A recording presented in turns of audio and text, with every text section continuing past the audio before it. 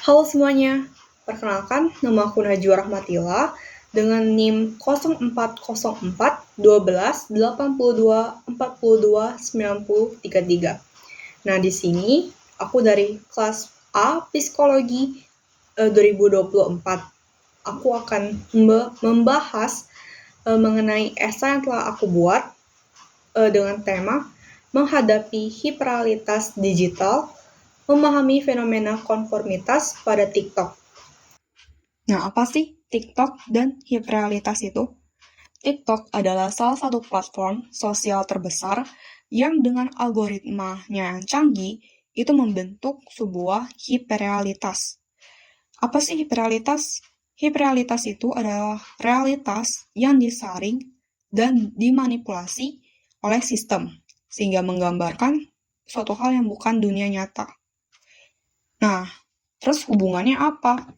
Hubungannya, tren viral yang sering kita lihat sebenarnya itu bukan karena semua orang menyukainya, tapi karena adanya algoritma yang memilih hal tersebut untuk ditampilkan lebih sering. Nah, ini menciptakan ilusi bahwa sesuatu yang viral adalah representasi mayoritas dan normal, walaupun sebenarnya tidak seperti itu. Nah, kemudian ada fenomena konformitas di TikTok. Nah, hiperrealitas ini memperkuat tekanan sosial.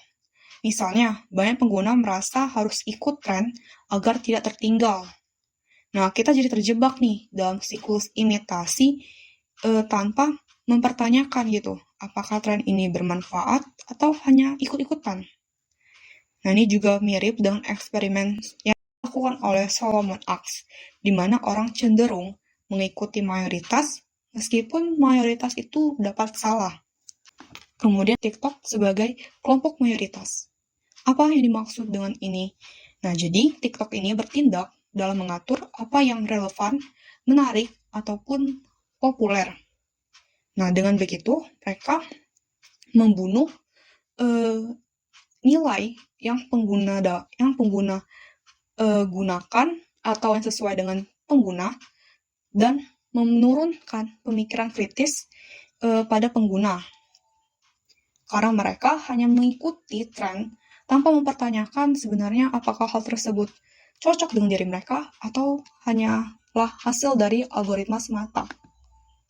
Kemudian, selanjutnya tentu saja kita sebagai pengguna harus membuat solusi untuk menjaga diri kita dalam konformitas digital ini. Yang pertama, kita dapat melakukan pendidikan literasi digital dan mengembangkan pemikiran kritis. Nah, bagaimana mengembangkan pemikiran kritis ini? Dengan kita terus-terusan bertanya dengan diri kita, apakah ini sesuai dengan nilai yang saya anut? Dan apakah dampak dari mengikuti tren ini? Dan yang terakhir adalah, apakah kontennya valid atau hanyalah manipulasi dari algoritma semata? Nah, kemudian kita harus meningkatkan kesadaran terhadap hiperrealitas. Pengguna itu harus memahami bahwa konten yang viral itu bukanlah cerminan dari dunia nyata, melainkan hanyalah hasil manipulasi algoritma. Nah, teman-teman, itulah penjelasan dari saya. Dan kesimpulan yang dapat kita ambil adalah TikTok itu dapat memperkuat atau melawan konformitas sosial. Nah, tapi bukan berarti kita tidak dapat berpikir kritis akan hal tersebut. Kita dapat mulai bijak dengan konten yang kita konsumsi. Gunakan TikTok untuk belajar ya, bukan hanya sekedar ikut-ikutan. Dadah!